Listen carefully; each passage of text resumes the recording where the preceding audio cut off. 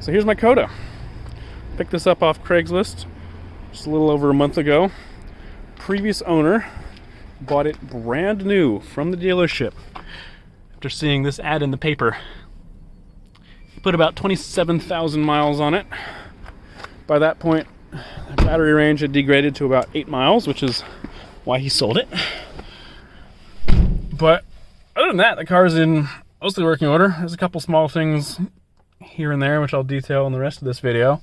But for the most part, it's pretty usable. And once I fix up the battery, I imagine it'll be a pretty fun car to have around. So here's what I've been able to figure out about this Coda's battery pack and why it's got such a short range. Using this cell voltage monitoring tool here, earlier today, I charged the car fully and I took this screenshot. And then I just drove it around until the battery was so dead, the low battery light's on even when I'm not driving it around, which is about 85%. So looking at these cell voltages here, it looks like more of a battery management system issue. Not a bad cell. The BMS is supposed to keep the pack fully balanced when it's fully charged, but these two cells here are way higher than the rest of the pack when it's fully charged, and they're also still higher than the rest of the pack when it's fully discharged. The rest of the cells are all pretty close. I have this one cell here, which is a little weak, but given these are iron phosphate, these all aren't that far behind. If it was just this weak cell, I would expect the pack to be fully balanced when it's charged, and then that cell to be way more out of family when it's discharged. But instead, these two high cells are going between 85 and 100%, while the rest of the pack's going between 10 and 25%. Balance channels on those cells must have failed a really long time ago for them to have drifted this far apart.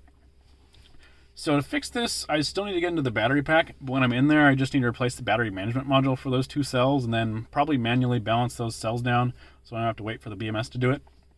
I may also just replace this module with the weak cell while I'm in there, but it seems like I can get most of this pack's capacity back just by fixing the balancing issue. So now that I'm stuck here with a dead battery, my Coda is refusing to start charge off this charge point station. It just keeps on cycling on and off. I've seen this before, and usually I can fix it just by swapping to a different charge station. I just thought it was perfect that it happened to be right now. Some other notable issues with the Coda: the traction control light is on, so from what I've read in the documentation, this causes some sort of limp mode, which I'm experiencing in that there's a really weird delay sometimes when I press the accelerator pedal to when torque is applied, which from talking to another Coda owner, this is not how their Coda drives, so I imagine that's what's causing the weird delay. I have no idea what's causing the traction control system to have an error. Doesn't seem related to the tire pressure monitoring system, which just the sensors are dead, and you need the Coda dealer dongle tool to flash new sensors in there,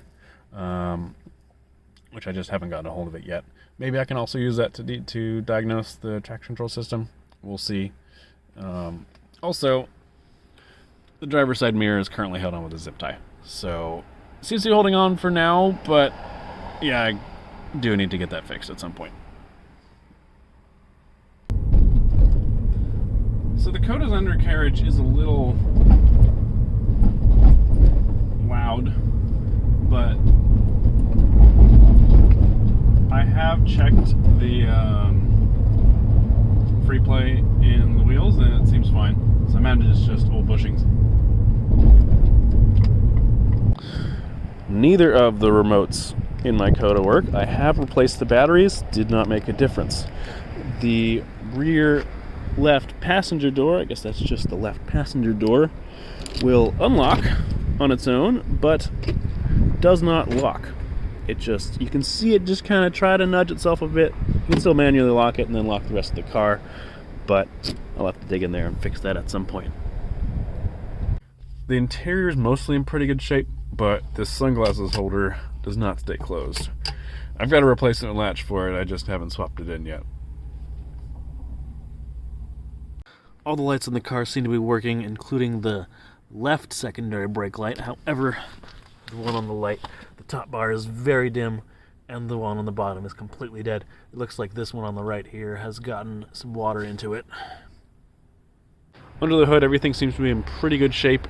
except for the air conditioning loop, which is completely drained of refrigerant. I don't know if it just all leaked out or someone manually drained it. There's also this weird waxy stuff that seems to be dripping from the hood in a couple spots. It does just kind of flake out and fall off, but so I don't know where it comes from or if this is a normal Coda thing, but it is something that I noticed. So I'm already quite happy with the Coda, given the expectations I had going into it. For context, this is my second EV project, my first being my 1975 Porsche 914. That was my big pandemic project, which at this point is pretty successful. I can pretty much daily drive it, except for long drives during the summer, but it's not a great winter car, even here in California. There's no heater, wipers don't work very well, the roof leaks, there's no safety features, so I pretty much just leave it tucked away in the winter and work on it a bit.